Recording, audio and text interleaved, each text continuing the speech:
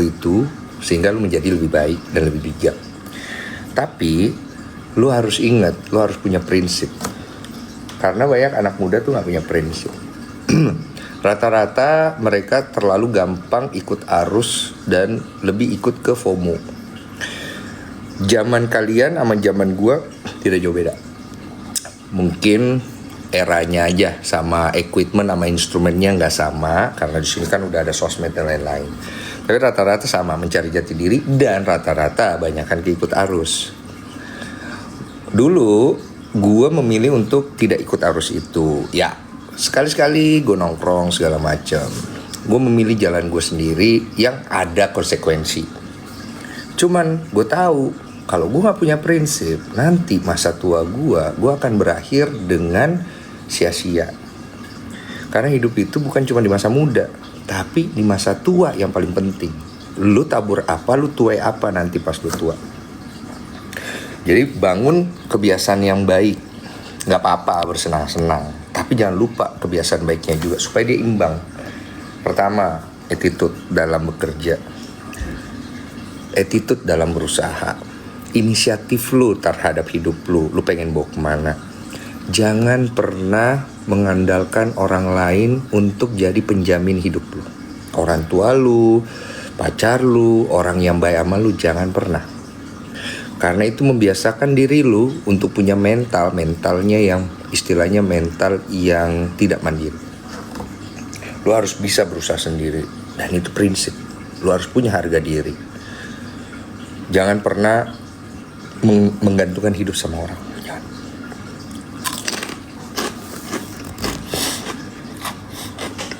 Itu satu. Masih banyak sih. Ntar jadi buku lagi panjang. Bang, biar cepat kaya motivasinya apa? Biar cepat kaya, nggak ada cepat kaya. Kaya itu semua perlu proses. Ada orang kaya 5 tahun, 6 tahun, 7 tahun, 8 tahun, 9 tahun, 10 tahun. Ada yang kaya cepat, dia pakai jalan pintas. Uangnya dari hasil yang kurang baik. Ada macam-macam jenis kaya itu. Sama kayak teman-teman gue dulu, banyak yang kepengen kaya cepat. Kalau gue nggak. Karena menurut gue hidup itu nggak perlu terlalu banyak untuk hidup. Yang penting lu tidak berhutang. Satu. Kedua, lu bisa nabung buat beli rumah lu sendiri, mobil lu sendiri, dan nggak harus mewah. Setelah lu bisa mencukupi itu, baru nextnya lu mau apa. Kalau itu saja belum tercukupi, jangan berpikir terlalu jauh. Karena menyesatkan. Akhirnya jadi serakah, menghalalkan segala cara. Koruptor itu begitu. Semuanya pengen cepat kaya. Jadinya ada hal yang harusnya dia nggak lakukan, dia pergi lakukan. Orang yang pengen cepat kaya itu rata-rata suka tersesat. Tapi orang yang hidup penuh syukur itu biasanya jalannya paling benar.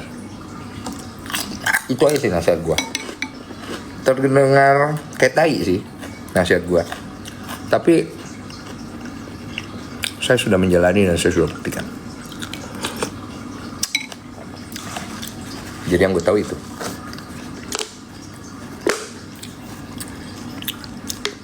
Ajang debut Perbasi bikin skor berapa? Ajang debut Perbasi maksudnya apa? Waktu pertama gue main basket atau pas dulu gue ikut di kompetisi? Kalau ikut di kompetisi paling banyak gue pernah bikin 48 poin. Paling sedikit gue bikin 10 poin. Rata-rata poin per game gue 25 poin per game. Gimana kemarin di Evergreen, coach? Ini apa lagi namanya, panas tapi seru. Ketemu teman-teman yang udah lama nggak ketemu. Gue baru tahu mereka masih aktif banget ya ikut pertandingan. Gue udah nggak pernah ikut soalnya. Gue paling bantu-bantu bikin konten untuk bikin anak-anak Indonesia tuh lebih kepengen main basket dan tertarik main basket. Paling sekedar itu doang.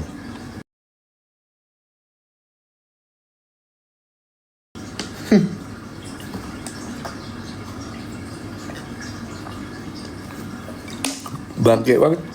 Tiba-tiba komen jangan jadi boti. Bang, tanggapan pidato presiden tentang dolar naik tadi udah. Gue udah kasih omongan gue. Den, lu mana Den? Gak tahu gue jarang kontak, paling pas bikin konten doang.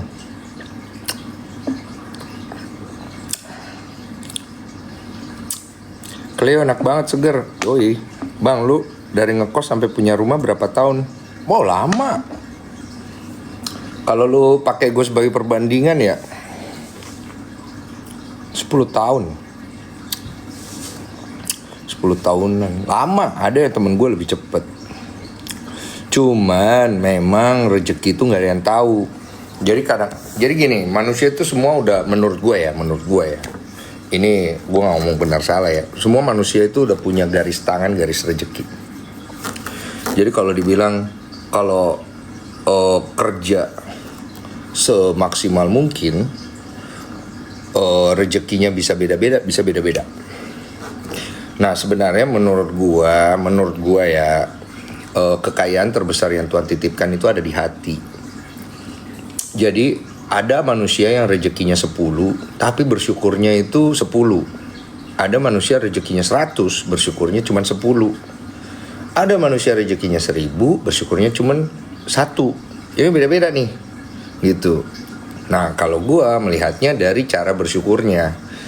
Buat gua rezeki yang banyak ini nggak akan bikin gua bahagia kalau hati gua itu nggak bersyukur. Buat gua ini kesannya apa ya, basa-basi ya, kalau istilahnya tai lah gitu. Cuma itu buat gua gitu. Karena dari dulu gua mempelajari kehidupan itu dari usia gua 7 tahunan tuh gua udah mulai mempelajari. Karena gua kan tumbuhnya tuh nggak sama kayak anak-anak pada umumnya. Mereka pada punya keluarga segala macem, gue kan nggak. Jadi gue melihatnya dari cara yang berbeda. Umur 7 tahun gue udah mulai membaca variatif, sangat variatif. Di usia 9 tahun gue udah mulai baca buku-buku yang lumayan berat. Dari buku komik, akhirnya gue mulai nyebrang tuh. Gue baca buku-buku kayak Mental Revolution, Tunda Semua Ringin dengan Financial Revolution. Ada banyak gitu. Kalau nggak salah Chicken Soup Poor Dad itu juga udah ada deh kalau nggak salah di tahun 90. Berarti usia gue 9 tahun, 10 tahun benar. Itu gue udah mulai baca. Dan gue termasuk suka membaca. Gue sampai akhirnya di usia 12-13 udah mulai baca buku yang berat. Seperti Teiko. Teiko itu adalah kisah bagaimana berdirinya Jepang. Bukunya setebal ini. Itu Hideyoshi siapa gitu, lupa namanya. Lengkapnya itu adalah orang pertama yang jadi Perdana Menteri Jepang yang mempersatukan Jepang saat itu. Terus gue mulai baca buku yang lebih berat lagi, yang berjilid-jilid, yaitu Samkok. Samkok itu kisah 3 kerajaan bagaimana Cina bersatu. Gue mempelajari bagaimana kehidupan itu dari sisi sejarah. Terus buku terakhir yang paling berat yang gue pelajari itu ada beberapa gue lupa. Ada Sun Tzu, ada bukunya Zhuge Liang, ada bukunya Lao Tse tentang Taoisme. Terus gue termasuk baca Quran, baca hadis. Beberapa ada hadisnya Al-Bukhari, hadis Muslim yang sahih. Terus gue baca Bible, beberapa sejarah di Bible itu kan banyak. Terus gue baca tentang Buddha. Hindu gue gak terlalu, Hindu sedikit doang gue baca. Yang gue tahu Hindu itu adalah agama yang sebenarnya tumbuh dari sebuah kebiasaan atau kepercayaan di aliran sungai Indus. Jadi awalnya dari situ, kemudian itu menjadi sebuah agama atau kepercayaan, makanya Hindu namanya. Udah banyak. There's so many things gitu. Jadi kalau ditanya berapa banyak buku yang gue baca, mungkin kalau gue hitung ya dari dulu itu sekitar hampir ratusan. Cuma gue berhenti tuh di usia 20-an gue berhenti baca. Begitu gue udah mulai jadi pebasket pro itu gue berhenti tuh.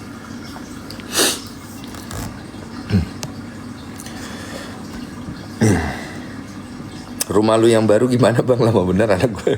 Iya, lama banget. Colip, dikasih. Makasih. Colip no.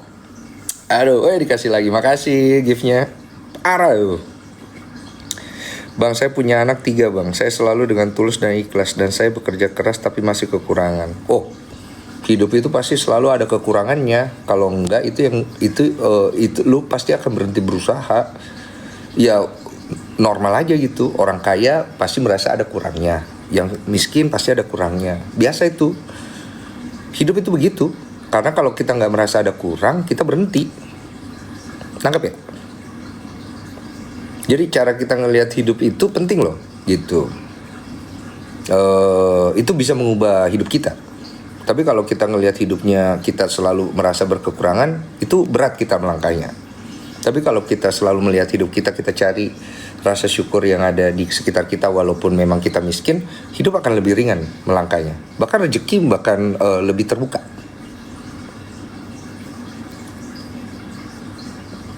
Salut dengan Bang Denny, Rama dari zaman main basket dan jadi langganan warung saya.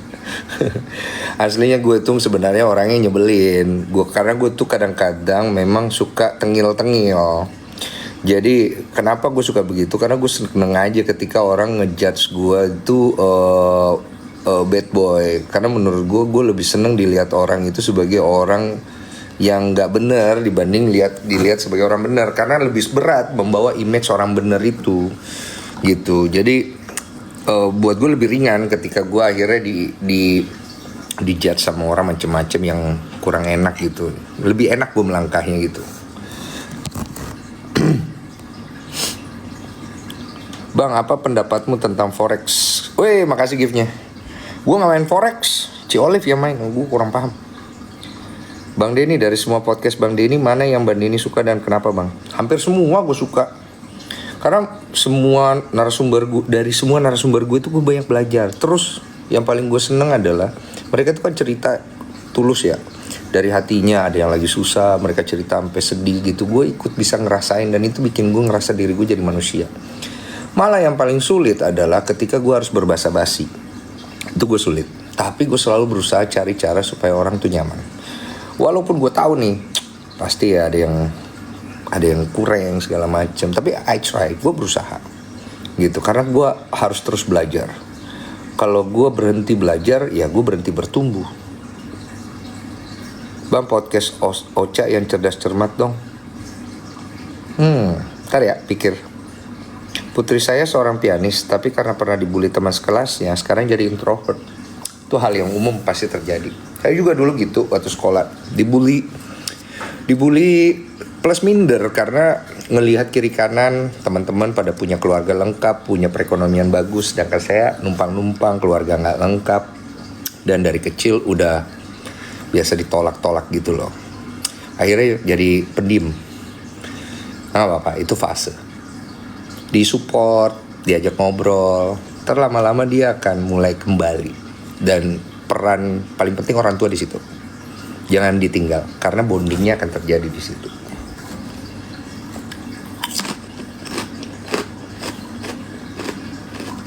Bang, gimana kelanjutan kasus Ririn? Ini nih kita lagi mantau nih. Siapa ya pelakunya ya? Aman Yaninya kayaknya udah nggak ada orangnya. Kayaknya ya. Bang, podcast sama orang yang ngomong orang desa nggak pakai dolar dong. Ya mana nih? Nggak tahu gue lagi nih. Ini miss dari pengetahuan gue nih. Bang, dolar naik, apa yang lu persiapkan? Gue udah tukar beberapa rupiah gue sama dolar dari jauh kemarin. Karena gue udah prediksi. Jadi dengan kondisi naik, ya gue untung. Ya mau gimana? Kita berharap dolar turun, dolarnya malah naik.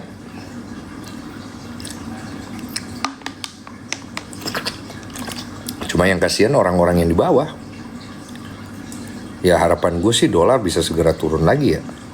Karena biar bagaimana ini kan hajat hidup orang banyak ada di situ. Bang, kasih masukan dong buat ngadepin anak didik yang star syndrome dan pemalu. Star syndrome dan pemalu? Kok kayaknya bertolak belakang ya? Star syndrome dan pemalu di basket. Maksudnya gimana sih bertolak belakang loh itu? Obat introvert apa bang? Mulai belajar ngobrol. Mungkin banyak orang yang nggak tahu kalau basicnya gue tuh sebenarnya introvert. Gue juga nggak ngomong karena gue minder kan. Ada tahun-tahun dimana gue tuh diem banget dari kecil. Sampai akhirnya karena gue capek dibully, capek jadi omongan, gue capek sama dunia ini, akhirnya gue meledak tuh.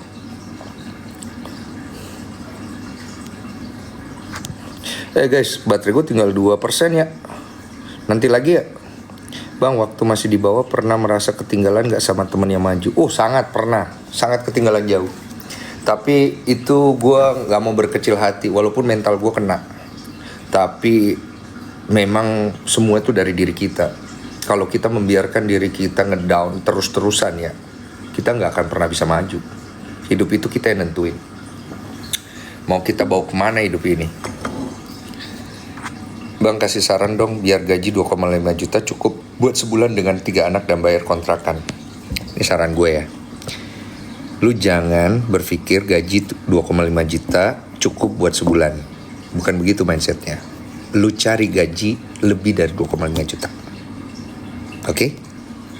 Dan lu cukup-cukupkan dulu 2,5 juta itu. Tapi jangan mindset, oh gue akan hidup dengan 2,5 juta sepanjang hidup gue. Enggak. Hidup itu harus meningkat. Cari 2,6 juta, 2,7 juta, 3 juta, 3,5. Bagaimana caranya? Putar otak. Extra effort. Berikan lebih. Semua orang tuh kalau lu kasih yang lebih, pasti dia mau kasih lebih. Itu aja dulu ya. Ini tinggal 1% nih. Oke? Bye-bye. Makasih ya gift-nya ya.